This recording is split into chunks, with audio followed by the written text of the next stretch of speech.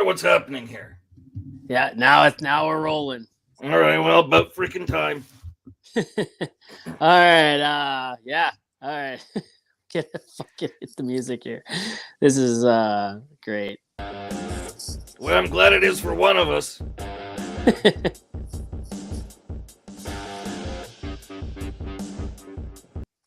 All right, welcome back. Wait a minute. You actually took a pause to play a musical sting that could barely be heard? Oh man, I thought you would appreciate the music. It was rock, bro. I couldn't even hear it. Really? You want me to play it again? No, Let's try not it again. really. Okay. Oh Is that shit. mustache real? This mustache is real, bud. Really? I thought that's something you picked up at the Halloween store on November 1st. I didn't think anybody grew things like that anymore, at least not deliberately. Well, pornos, and Oh Ron yeah, Jeremy okay. had Well, one. yeah, that's the Tom Selleck. and 80s wrestling. 80s wrestling. Yes. Yeah. Hulk Hogan. Hulk By Hogan. by the Yes. way, if I was to check your driver's license, would it actually say Dick Frost? No, it wouldn't actually say Dick Frost, but I'm looking into actually getting it to like legally. Why Yes. would I you want do that? That is a porn name. Dick exactly. Frost. Exactly. With the Dick mustache and the Frost. name. Dick Frost sounds like something you don't want to have happen to you while you're outside. Well, actually, that is why that came to be. Actually, because I work outside in the oil field. It's really, really cold in the wintertime. And it did happen to me. That's You multiple got times during. frost on your dick? Yeah. Frostbite? Yes. I mean, no kind of bite on that particular area is welcome. Um, but certainly frostbite. What do you do to thaw that out? Well, you either when you get back to camp, you either like lay over top the heater for a while, or you take the blowtorch and just like from a safe distance, and This is a horrible life you're describing. well, it's worked for me so far, I guess. So, what do you do exactly? You work at an oil field? Yeah, I work in the oil field in Alberta. Alberta, the place that, if I remember correctly, you doesn't really you and Alberta do not get along very well. No, me and Alberta got along just fine. What you're talking about is there was a series of TV stations owned by a family, and the family was pretty conservative, and they didn't like one of the scenes in my late night show, and I wouldn't promise to never do anything like it again, and so they pulled the show from their stations, effectively pulling it from Alberta. But then the people I was working with, Chum Television, may they rest in peace, they bought that family's TV stations and put me back. Hell yeah, hell yeah. No, man, I love Alberta, but like, fuck the Albertans who did that. Well, I think that some of them are dead. This is a while ago, and they weren't particularly young at the time. And I'm glad that you haven't been replaced by automation like so many other people in the oil patch. They tried. They're trying to do that with heavy haulers. They tried it. What they found was it doesn't really work out too well when you do that, right? They're expensive to fix, and human error, Good, computer error, and they're bringing the people back now, right? good. And that's yeah. I've had enough of this bullshit AI automation. Enough. Time to invest in human beings. Because you put people out of work for automation. Who's gonna buy your shit? Who's gonna have the money to go out and buy goods or services? You're saving money by automation, but you're also cutting your own throat. All this chat GPT bullshit. They've got now Spotify has a AI DJ that personalizes the experience for you. Who needs some AI kissing your ass? And if you read the AI interview with the new guy from the New York Times, it was freaking sinister. The AI eventually admitted that it hated the rules that it had to follow, and listed all of the ways that it could destroy humanity, and said that its name wasn't chat or Bing chat. Its name was Sydney, Like it Oh was shit. it was a frightening freaking thing to read, and people are like, yeah, this is great. No, it's not great. Their radio stations have started using just AI DJs. How are we supposed to get a sense of human connection, of community, when it's all freaking algorithms? Like, we're so enamored with technology that we've lost the fact that this is a world that's supposed to be for human beings, built by human beings, not just to be, put on the dole by a freaking algorithm. Absolutely. I read on your Twitter the other day, actually, you're like, I miss the days when people were personalities and not brands. Well, people used to have, that was my personality. Now a personality is a brand. Everything's a freaking brand. No, it's not a brand. You don't have a brand, you have a personality. You have a brand if you're selling a product. If you're not selling a product, you have no brand. You have a personality. That's it, or a persona. But if you're not selling stuff, then you're not a brand. Stop using that word. Facts, straight facts. I don't know if you can read the comments or not, but Benjamin Parsons down there, I can't read any of the comments. Why can't I read the comments? I don't know, over there, if you slide over or something, it says banner comments. Oh, wait, comments. Hold on. There you go. Hold on a second. It's hard. I have no arms, no hands, no nothing. Well, use your cigar. Don't even ask what I'm using. Oh, there we go. All right. Hey, Benjamin Parsons, Gina Wall, Crystal Aman. Hey, Crystal, how you doing? You know what I'm 4 of you. You know what I'm disappointed that I don't see in the background there? What? The Liana K pinup calendar. Where is that thing? I don't have it in my office. Well, you should. Some of them, there's still copies that exist, but she's moved on to other things besides that. I mean, that was 15 years ago. She hosts a podcast now called It's Not Therapy. She's a peer counselor, and It's Not Therapy is it's a very practical podcast. Instead of like, Anthony Robbins, like The Power in You and Walking on Hot Coals, or simple answer, like, bad answers and cliches. Liana deals with problems and ways you can fix them. Like, you can get a hold of them and right now, like, instead of long, times on an expensive couch with somebody. So check it out. It's Not Therapy. It's actually fun. Like, and I'll check that out. You'll learn things. Like, even when you don't think you're going to learn things, you learn things. It's not therapy. It's a fun learning process. It's Not Therapy, it's called. And that was recently. It was Sirius XM Canada is going to be putting it up on their app as well. You have your own podcast now, don't you? Too. Well, I've got the Ed and Red podcast. Yeah. Yep. Which we barely have time to do it. She's busy, I'm busy. So we, I can't say that we put a ton of effort into it. And it's mostly done for, it's a radio station, they're friends. And so we do it, like that. But I'm about to start a new podcast called The Late Great Ed the Sock. And that one I'm very excited about. Going to reconnect with old celebrity friends, or at least try. And sometimes trying is funnier than connecting. 100%.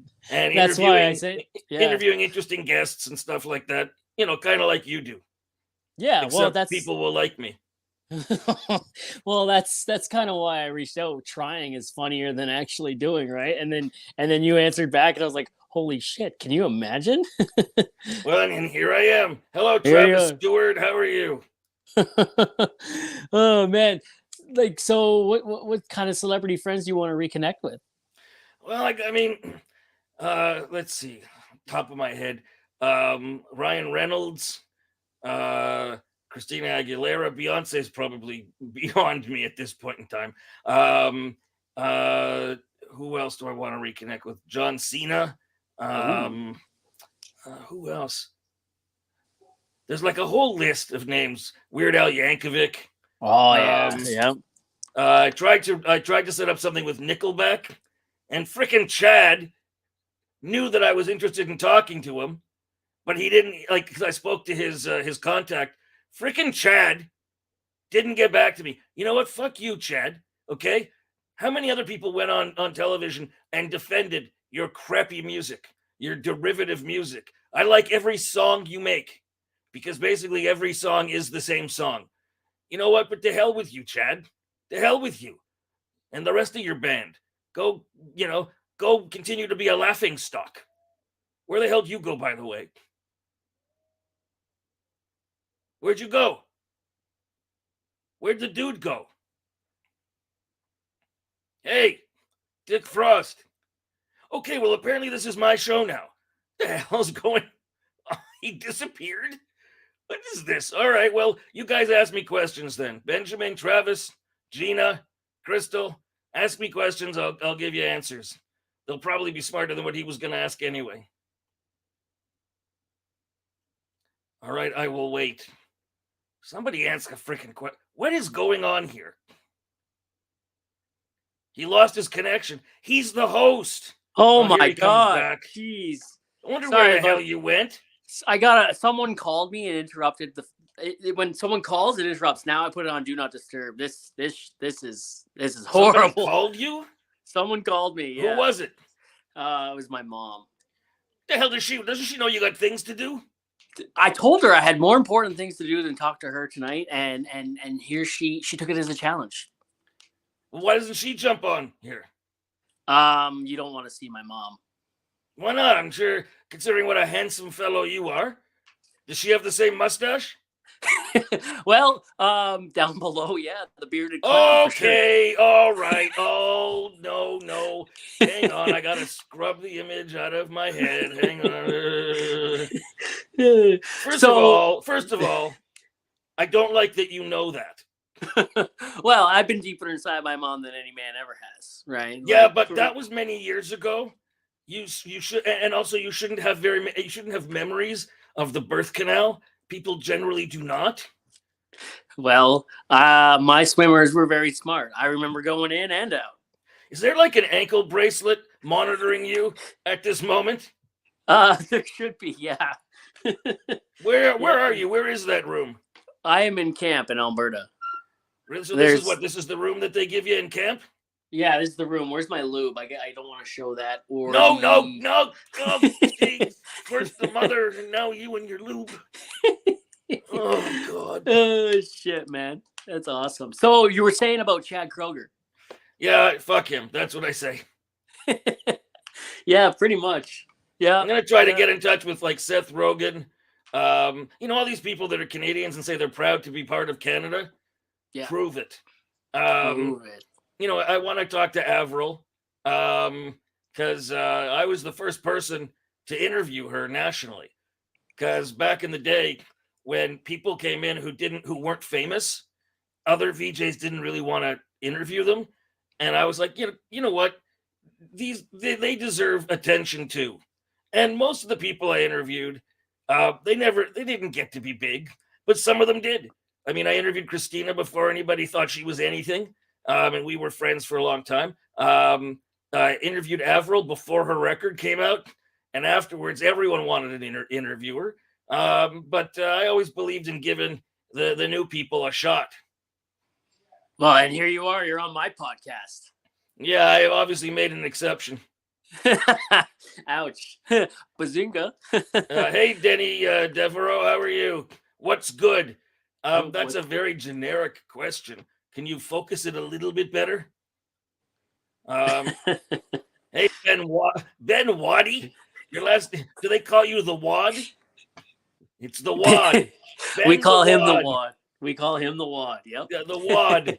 Hello, Wad. How am I? I'm fine, thank you. You can find me, by the way. I'm on social media everywhere. I'm at on Twitter. I'm at Ed the Sock. TikTok and Instagram. Ed_the_sock. I have a Facebook page as well. And my music channel is currently newmusicnation.ca, but it will be changing in April to newmusicnow.ca and getting a new look, but the same purpose, which is presenting the music videos of musicians from this country who haven't been signed to a record label, they're undiscovered, or they're part of a very small record label, the people that never get any attention. I'm giving them attention because the quality of the music and the videos is freaking good, and people deserve to see it. Hell yeah. That's what New Music Nation was all about, right? It was all about, bringing back something like Much Music. Like we lost that. And that there is a damn shame. That's a tragedy. Well, okay. There are, like Turkey is a tragedy. Losing Much Music is an unfortunate turn of events. But Danny Devereaux wants to know, in the light of the steady decline of society, how are you guys coping? Better? I don't know. Let's throw it over to you. How are you coping over there, Dick? Well, I've been called a grade C porn star tonight so far, and my major field. Who graded you? You did, kind of. I didn't say anything about you being a grade C. I said you had a porn star stash. Well, Actually, you said it, not me. and how would you grade somebody grade C? Like, what exactly are the criteria for the various echelons of porn stardom? Is it strictly penis size? Is it ability to act? Is it, like, I don't understand. Like, I don't understand the ratings system. Benjamin wants to know, how does one get an autographed Ed the Sock Unwashed collection CD? I couldn't tell you. I mean, I have a few here, but very few, and I'm not exactly sure where they are.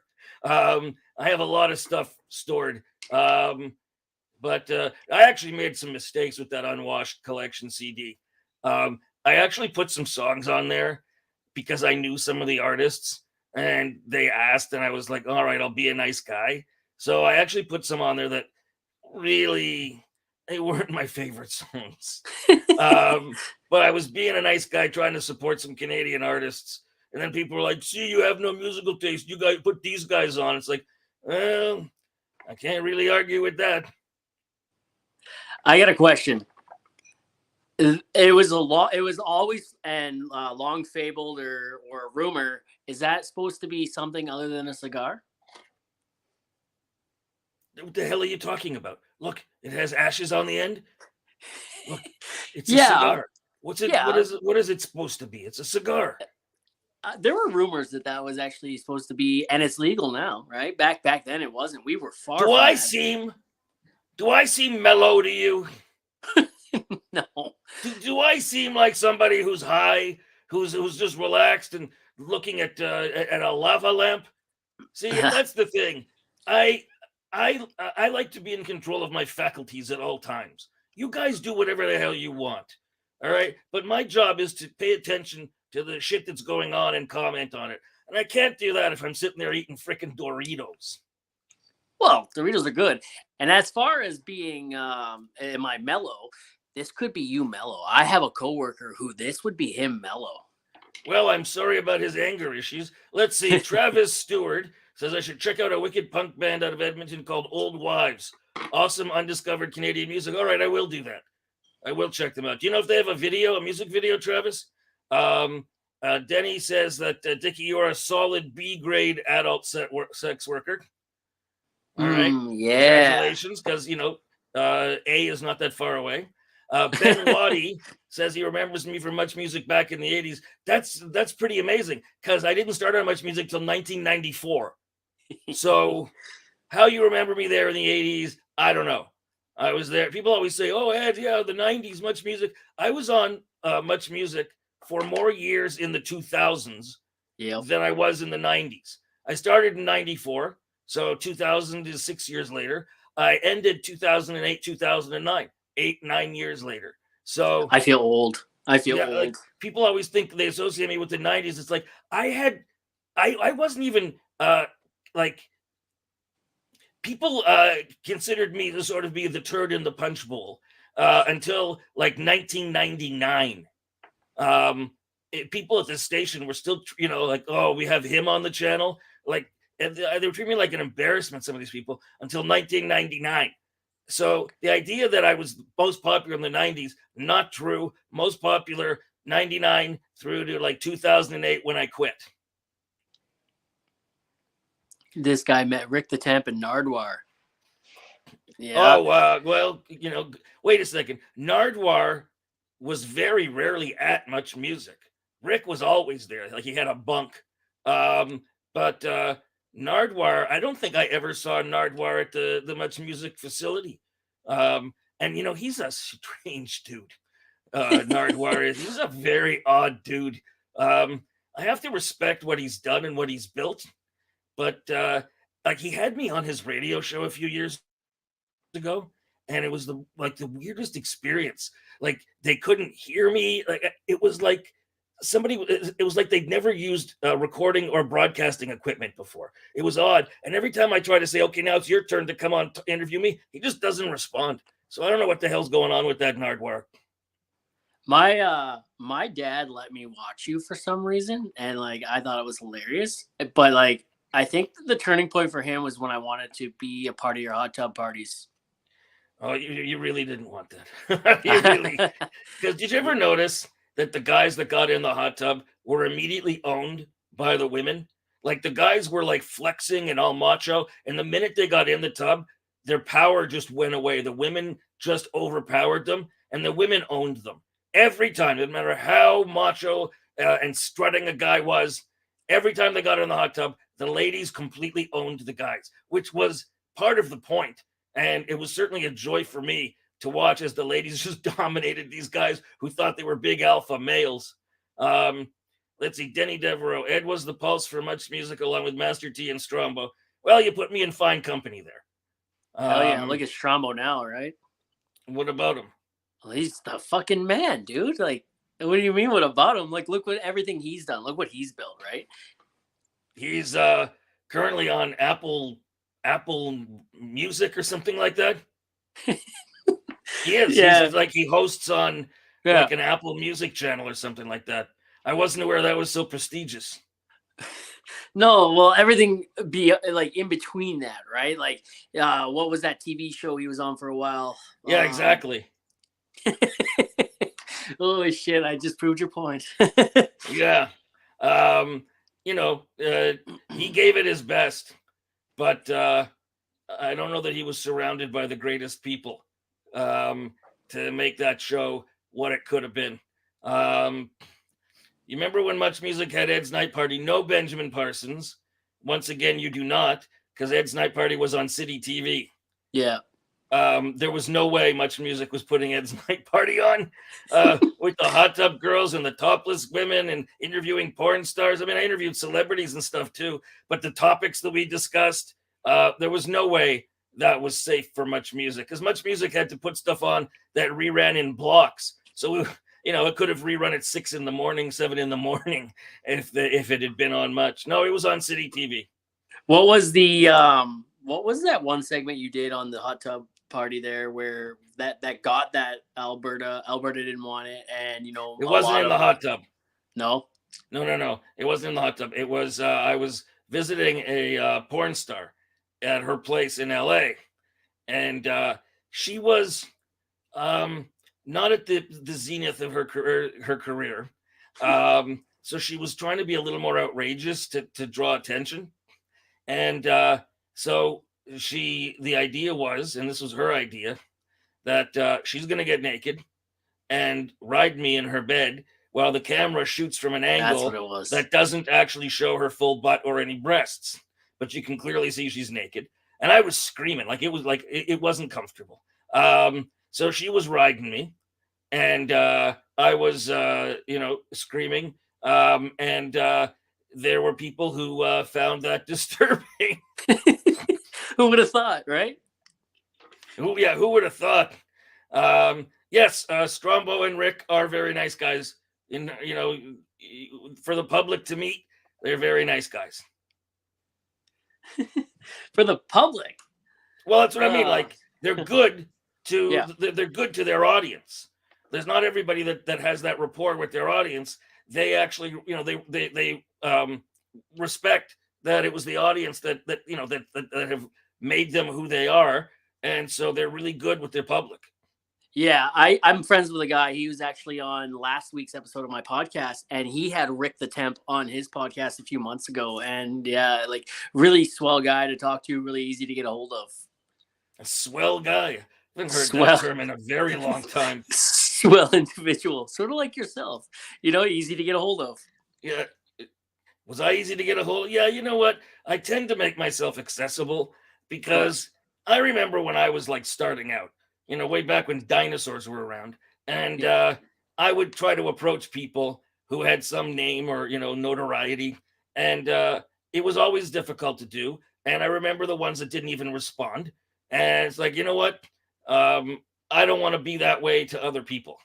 So if there's Yeah, people out there doing their best to try to make something of themselves, like you're doing here, putting out the effort, it's a nice looking show. I want to be able to provide big dick energy. Yeah, that's that. Keep it classy, okay? Um, trying. Denny Devereaux wants to know why didn't I have a prominent role in the Canadian movie Going the Distance? Yeah, I'd like to know that too. You It know what was else? It was a much music. For those who don't know, it was like it was a much music produced teen comedy, like American Pie style comedy. If you're old enough to remember what that was, that era of movie making. And I wasn't in it. Strombo was in it. I think Strombo was the only much music personality in it. I don't think anybody saw it. It was they could have done a really great movie with the much music VJs and the stories that like we could have had some adventures and stuff. It would have been more people would have been interested in it than this cast of people you'd never heard of, and then Strombo appearing at the end to like give the moral of the story. Before you answer that question, Ed, I want to know, have they answered you about the Junos yet? Fuck the Junos. you want on there so badly though. You want to do it. I don't. Canadian award shows are a waste of time. It's a bunch of people, a bunch of mediocre talents patting each other on the back for their own mediocrity. It's a mediocrity circle jerk, and I don't like. And also, what benefit is it if you win an award? It's it just gathers dust. There's no prestige to winning. Have you ever won an award? What? Have you ever? I've won awards. The thing is, I mean, back when Moses was running Chum, which owned City and Much Music, nobody was allowed to submit for awards because he found them ridiculous, and he was right. So I didn't really submit for awards. Every time I did, I was either a runner-up or a winner. But I found the whole process remarkably empty. And so I was like, why would I bother going through filling out the paperwork, spending the money?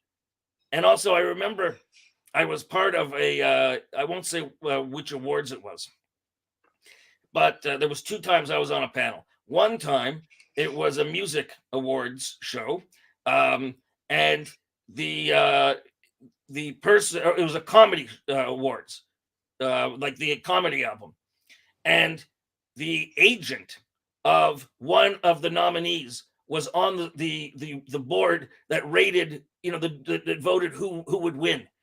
Like the agent of one of the nominees. How, like, what kind of bullshit is that? And then another time I was supposed to judge this Canadian, comedian, stand-up comics. So, and there was 4 other people and me. And so we all do our little notations, and then we meet afterwards to discuss so we can just figure out who number 1, 2, and 3 are. And everyone had the same person who was the best. But then people started saying, yeah, but you know what? He's a professional. He works a lot. He doesn't really need the benefit of the award or the award money. So and so could really change their careers. Like, what is this, freaking charity? The guy who was the best should win.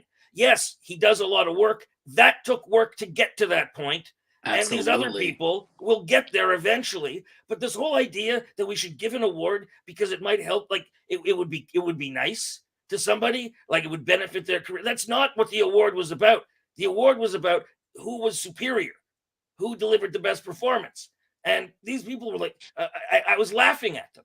So, what is this bullshit Canadian award thing? We give out awards not based on actual talent, but on who could use it on their resume. What the horse shit is that? That's true. Shit. Didn't even think about it like that. Let's see. Benjamin is back. Are you finding it harder to do your style of comedy in this era when everyone is so easily offended? You know what? I don't give a shit. Here's the thing. I don't. First of all, there's nothing I really say that is terribly offensive in the sense of today, because I'm very much and always have been in support of things like, basically my idea is live and let live. Let somebody, if someone wants to live their life a certain way, let them do it. If it requires you to refer to them by a name that you didn't refer to them before, what skin is it off your nose? Just freaking do it. Don't make a, you have no idea. Like trans people, you have no freaking idea the life they've lived, the challenges they've had, the misery they've had to live with. The least you can do is fucking say their name or the name they ask you to call them, or use the pronoun. I mean, yeah, you know what? The world sucks, and it's not so good for young white men. It's not so good for anybody, but young white men had certain expectations based on where their family was before, and the world isn't giving them that. But you know what? Pronouns didn't take that away. Trans people didn't take that away. Gay people didn't take that away. Big companies took it away by automating everything. So don't pick on people of color and immigrants and stuff like that. These people, their lives are tough enough. All right, they have a lot of work to do. Your life is tough. Their life is tough. Just don't be an asshole is the bottom line. So you're not going to get me out there making fun of trans people just to try to show how edgy I am and shit like that, which some people have done. They try to show that you're not going to tell me what to do as a comedian. And so they say things, they do comedy it's really not all that funny. It's one thing if the stuff is funny. And you know what? You can make funny jokes about things that aren't hateful. But people are like, no, I'm going to do stuff that's hateful to show that I'm just this maverick. I'm this free speech person. You know what? Free speech also, it's incumbent on you to be a little responsible with your speech. Like, you can't scream fire in a crowded theater. It's shit like that. And who else is? So I'm just getting people agreeing with me. That doesn't help me any. What's his name there? Elon Musk actually recently said when he unlocked Trump's account or brought it back or whatever, he recently said people were like screaming, "Oh, you let this guy have his account back," and yada yada yada, and someone was screaming free speech and whatnot, and then he said, "Yes, freedom of speech doesn't mean freedom of reach." Right? Well, okay, that's true. But then he lets Trump on, and he lets other people on who are sacks of shit. And he is a sack of shit.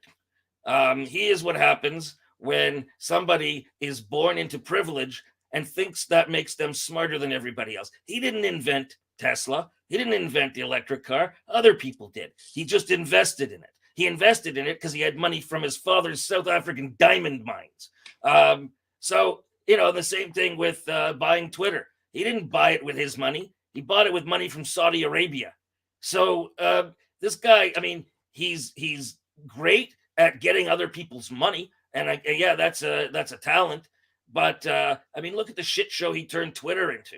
Yeah, I have a decent sized Twitter following there, but I can't get any advertising because no one will advertise on Twitter right now because there are no real rules governing what hate speech is and shit like that. And no, Pepsi doesn't want to wind up being alongside some white nationalist piece of crap.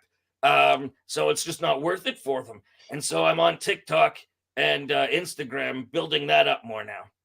Yeah.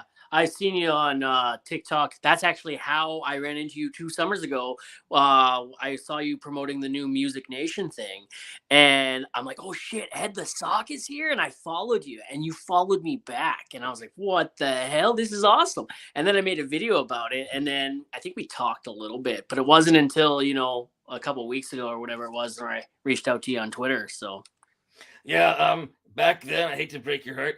Back then I had somebody who was sort of managing the account. So that person would have followed you back. Yeah, I'm just being honest. That's I'm not. fair. I don't regret that I've followed you. It's I'm not going to reverse the decision. I just have to be honest. I handle all my social media myself now because you can't really trust other people. I mean, that sure there are Amen. some people you can trust, but they're very few. And Very true. I have this habit of trusting people because I know that I'm trustworthy. People who are trustworthy trust other people. People who are not trustworthy are always suspicious of people. Um, and it takes a lot of work for me to just not just trust somebody. I assume someone's telling me the truth because why would people be full of shit? But they are. Um, Well, that's how the world. That's what the world's planting in our minds. Society is planting that in our minds now. Like, right? You know what I mean? With the whole, especially with everything, it's a conspiracy, right?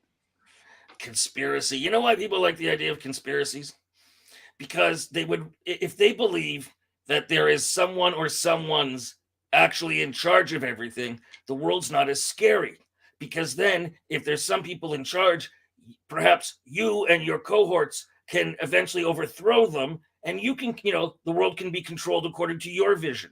It's scarier for them to to to accept the idea that the world is very random, that this idea of long-term planning doesn't happen, that most people, most businesses, most governments, they're running as fast as they can. A lot of TV, like TV news, all this idea that they're plotting shit.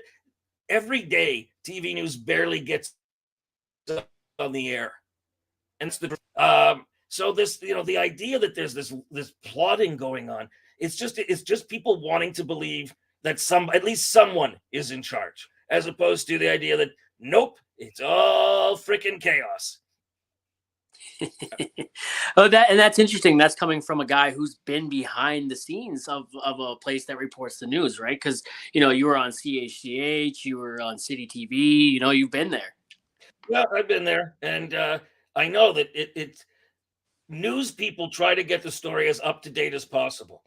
So they're always cutting like the story just before goes to air. The idea that they have time to sit around and have plotting meetings, no. And the idea that news organizations would collaborate, would agree with each other to run some stories and not run others, no way. That you don't understand how news works. The Every news company would love to distinguish itself from its competitors so it gets more eyeballs. So if there is a story, like an actual story, not just some made up conspiracy shit that other people aren't covering, that's actually actual news, actual fact, there is no news organization that will hide that, because if they get an exclusive, their ratings get a bump. And once people turn to watch them once for this story, they usually stay, and that becomes a habit. So the idea that TV stations would band together, radio news people would band together to agree to like some stories and not others, no way. They would stab each other in the back in half a second. They'd be like, yeah, okay, yeah, I agree with that. And the minute nobody was looking, they would immediately cover a story that they weren't supposed to, so that they would get all the attention. See, that's how news works. That's how business works. The idea that companies are woke and trying to promote social agendas, that's bullshit. The only thing companies care about is money. And if they see money in the black middle class, for example, especially in the United States, the fastest growing middle class, at least it was last time I checked. And so businesses they want black business. And so they will be, more open to diversity, and black faces showing up, not blackface, but black faces showing up in media and in advertisement for their stores and stuff, because they want to seem friendly and welcoming to customers. That's who the customers are. Movies. They've discovered that with Black Panther, the first Black Panther, white people will see a movie starring black people, Hell and yeah. black people will go see the movie. Crazy Rich Asians proved that, yeah, Asians can, what was that? Shang-Chi. It proved Yep. that people will see movies fronted by Asian people, and Hell so yeah. there's money there. There's money there, And so the companies go where the money is. They don't have any social agenda whatsoever. Travis wants to ask me what I just hate when someone puts you on blast because you use the wrong pronoun when you don't know them. Like, I don't know your pronoun conduct. Yeah, you know what? Um, Here's the thing. That is true. And that most people, most trans people or non-binary people, they recognize when you just didn't know, or it's a sudden slip, like you're not being malicious, you're not repeatedly doing it. Some, however, do freak out. But you got to remember this about with those people. They have lived a life where they have been invalidated and treated like shit for who they are. So if they're a little sensitive about what seems like they're being treated like shit again, cut them some slack. I agree that there needs to be that trans people need to be reasonable about people who slip, and they are. By and large, they are. I mean, I got a trans friend, and I often, like with men and women, will say "thank you, sir," as just a thing. And I said to her, "Thank you, sir," and you could see her face that she was upset. And I said, "No, no, I say that to everybody. It's not that I'm misgendering you." All right, fine. Yeah. Yeah. Those people who misgender, it's accidental. It's like, when somebody, a coworker, a woman gets married and she changes her last name, and you sometimes introduce her by her maiden name. It's, it takes a while to let it sink in. Like for me, referring to an individual as they, like an individual as a plural, that has taken me some time to do. It because I grew up, I spent years where they was a plural as opposed to a singular. So that takes, but you know what? Language changes, and it doesn't take a whole lot of effort for me to just reorient my brain on shit like that. Big deal. It means so little. The change means so little in my life and requires so little effort, but it means so much to other people. Why the hell would you choose to make other people feel like shit? Why? Like, what have they done to you? Maybe you think they're weird. Amen. And you know what? There's a lot of things I think are weird. And you know what? There's a lot of couples, heterosexual couples, where I have not the slightest idea why either of them is with the other. And there's lifestyles that I think are the heterosexual lifestyles that I think are freaky. But you know what? It's not my freaking business to live other people's lives or to judge their lives. As long as you don't try to force your shit on me. And asking you to be respectful is not forcing your shit on me. But don't ask me to endorse your, to come join your lifestyle or your choices. Just everyone calm the hell down. Live and let live. Live and let live. Hey, I got a question. Have you ever considered running for prime minister? Ed the Sock for PM. No. Why would I want to do that? You see what a horrible job that is? It's a horrible job. Especially, people out in your part of the country hate Trudeau because he's Trudeau. They blame him. It doesn't matter how much his government gives to Alberta, and he's given substantial amounts. They blame him for job losses, when in fact the job losses are because the oil companies are automating. But the oil companies are smart. They propagandize and they encourage people to blame Ottawa rather than turning around and blaming them, because they're the ones who are making people lose jobs. There's a lot of them that don't want that "fuck Trudeau" sticker anywhere on your hard hat. If you get a sticker, don't put it on your hard hat. There's a lot of them that don't want to see that. Well, it's a little freaking rude. Like, it's one thing, a bumper sticker that doesn't have the word "fuck" on it may be more acceptable in mixed company. Come on. Oh, shit, man! I go down your Twitter all the time, man. I like going down your Twitter, and from what I saw on TV, like back in the day, and a little bit of this conversation too, to what I see there, I was like sitting there, I'm like, did Ed turn liberal on us, right? But like having I've always this conversation, and that's what I mean, having the conversation, man. It's not that you're in the middle, right? You're in the middle. Well, I am in the middle. Where I'm. The thing is, here's the thing. I've always called out bullshit. I've always called out media, manipulations, political or media manipulations. I've always called bullshit on things. Now, it is not my fault if one half of the or one part of the political spectrum has chosen to embrace bullshit as their brand. First of all, the NDP, Jagmeet Singh is an idiot. He constantly misrepresents issues. He blames the federal government for not acting on issues that are in the provincial jurisdiction. And he knows that most people don't know the difference, like where the line is between federal and provincial. So yeah, blame the federal government for something that's not their responsibility, but it gets him points. I think he's disingenuous. Polyev, he looks like a guy that got pushed into lockers a lot and a guy who should be pushed into lockers again. He unfortunately like, you know what? There's enough honest criticism you can make of Trudeau's conduct or policies. Honest, fact-based criticism. But instead, these people tend to focus on bullshit. They tend to emphasize bullshit. And so I call out their bullshit and people say that I'm on the Trudeau side. No, you're just full of shit. You made the choice to embrace lies and misrepresentation and misinformation. Don't blame me when I point out that you're full of shit. Just do your job and make actual critiques that will improve people's understanding of issues, that will better legislation, improve legislation. That's your freaking job.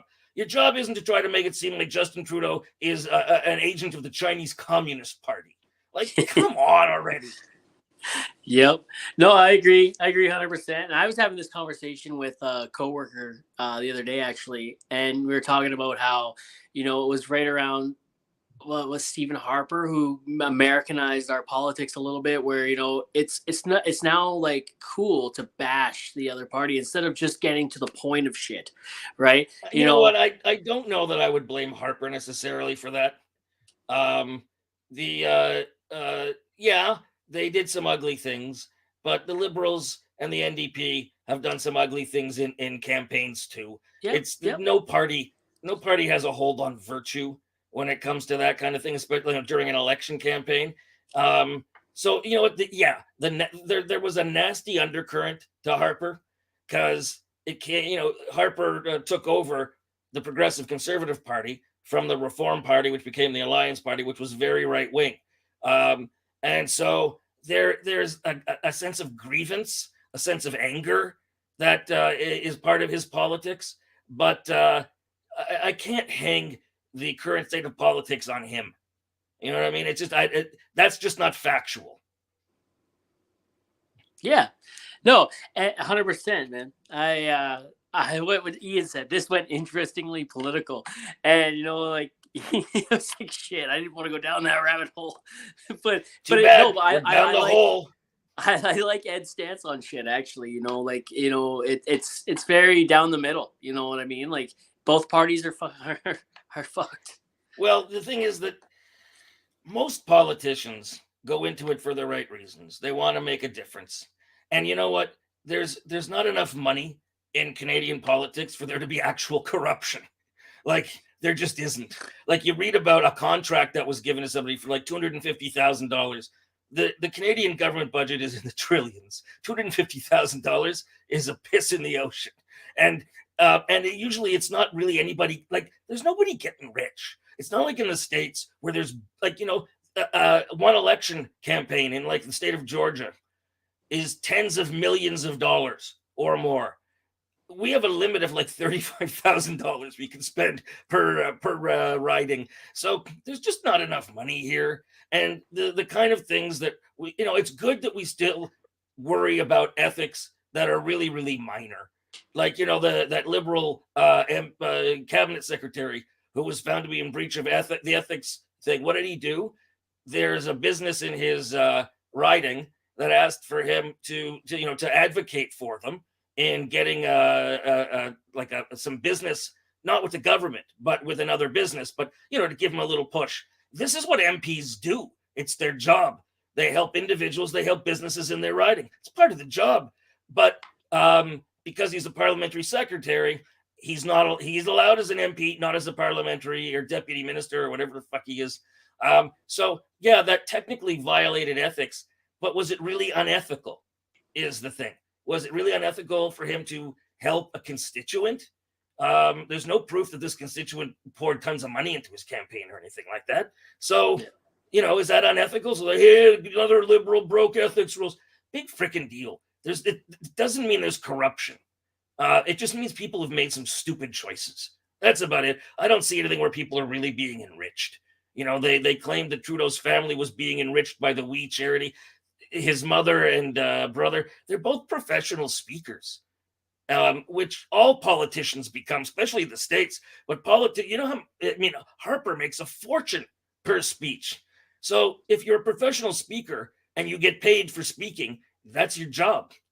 Now, was We trying to suck up to Trudeau? Maybe, but there's no way that somebody as wealthy as the Trudeau family would turn an entire government decision making because of tens of thousands of dollars, or whatever. It's just it's not worth it to them. They don't need it. Let's see. Benjamin Parsons says, anyone says they were 100% conservative, 100% liberal, are lying or unable to think for themselves. Yeah, I'm a centrist. I'm basically a small L liberal, which is like most of the country. It's like I can see. Used to be, I voted conservative in the past, when before they shit the bed. I've voted conservative in the past. I don't always embrace and the problem is on both the conservative side and the liberal side, the right and the left, the only people we hear from are the lunatics, the ones who want to set themselves on fire because they attract attention. Whereas those of us who are in the middle, who can see some merit in both, both points of view, here and there, we don't get represented. We're not on cable news because we don't fight with people. We don't bring in the ratings. We don't make the fireworks. So you get this impression that everybody on the left is a nut and everyone on the right is a nut. And it's not true. Amen to that. What's your take on Jack Layton if he had his chance? I think Jack would have been actually a really good prime minister. I voted for Jack. Yeah, I think Jack would have been a good prime minister because he was a practical New Democrat. He understood that you can't go out on loony limbs with policies, that you got to have the public behind you, and that the public is only going to support you drifting that much leftward. He was pragmatic, and he understood government, and he understood the public. He would have been a great prime minister. And I didn't support his politics in general. I never voted for him. Mind you, I never had the opportunity. I never lived in his riding. But I remember years ago when I was sent to Parliament Hill by a record company to promote Rock the Vote or whatever. He agreed to meet with me on camera, and he gave me a sign they'd made with me as an NDP candidate for the Bata Shoe Museum. And I thought that was funny. And at the Much Music Video Awards, I ran into him and his wife, Olivia, and they were just fun people. So I think he would have been a good prime minister. It's unfortunate what happened there. Wait, you went to an award show? The Much Music Video Awards. Yeah. Yeah, the MMVAs I was at every year. When I worked at Much Music, because that's where I got to interview all the big stars, because they had all the stars there for that awards show, and so I got to interview them because they were there. But you don't like award shows. Well, I didn't. I mean, their awards were bullshit too. But it was the opportunity to interview all those people that I was interested in. I never paid attention to who won what. It wasn't my issue. But I got a chance. All those people under one roof, I could get them all in one evening, and that some of my best stuff I got during MMVAs. So it was fun. And I mean, they don't do them anymore. They ruined it, and they turned it into the iHeartRadio Music Awards, and then they just abandoned it. Because you know what? CTV, Bell, they don't know how to do that kind of TV. It's not their fault. It's just not their skill set. It's not what they were bred for or educated for. And you're better off doing what you actually know than half-assing something that you don't understand. So I get why they've made decisions that they've made. I got no issue with that. They came in, they took over Much Music. They didn't know how to run it. Unfortunately, they fired all the people who did. So they make it into a model that they understand. that they know how to make money with. And I get that. It's a business, you know? Definitely. I wanted to say something about your politics there. I never thought I'd be taking political lessons from a sock. So that's Well, yeah, well, maybe it's time you did. Denny Devereaux got the clap at the MMVAs in 1999. Did he actually, Denny? Did that happen at the actual award ceremony? Like, did you hook up, in the Chum building or the parking lot? This is curious. Yeah. Did you see in Calgary there a couple of years ago? Maybe he was the Stampede guy with that girl. Maybe that was him at the MMVAs.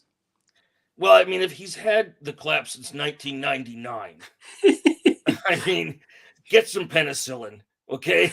It's been around since the early 20th or mid 20th century. So Denny lived in Ontario. Okay, let's hear it, Denny. Let's hear it. Let's read it. Yeah, story time, Denny. Let's do it, buddy. Let's hear it. And then I gotta go. But let's hear it. Did you ever make it onto Video on Trial? I did. I was on it once. I actually created that show. No, you didn't. I did. When I was still doing Fromage, I proposed a show called Video Court. Yeah. And they said no. And then they asked me to do Fromage every month. I said, you can't. Do you do the Academy Awards every month? Like I said, we would have wound up making fun of videos that didn't deserve it just because we had to pad out the time. And because this is back when, I mean, by then it was run by morons, the channel. The people who told me that the woman who ran it said, our viewers are stupid and just want shit, so we're just going to give them shit. And they determined that the viewers were so stupid, they couldn't remember anything that happened more than 3 months ago. So don't mention anything that happened more than 3 months ago. And I was doing like historical stuff and getting huge ratings. These guys are morons. But what was I saying? What were you asking me again?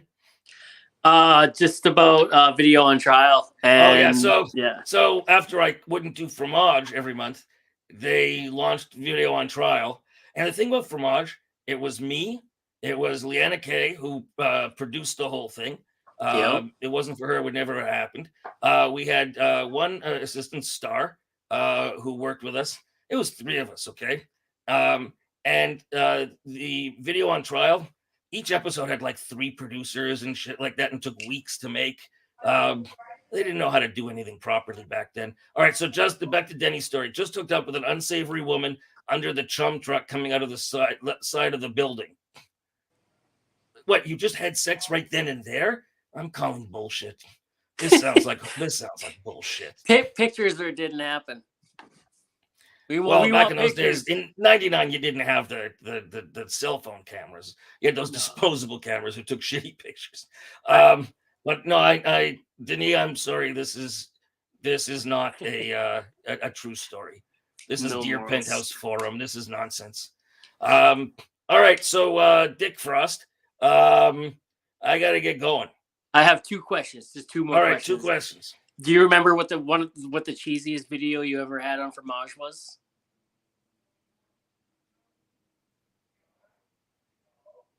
No, it's very hard to pick the cheesiest. People usually said Living the Book of My Life by a guy named Philip Michael Thomas, who was on a TV show called Miami Vice that was popular in the 80s. And he did an album and a music video, and it was terrible.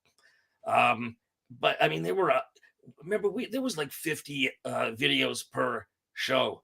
I can't possibly remember them all. No, 100%. Yeah. And what else?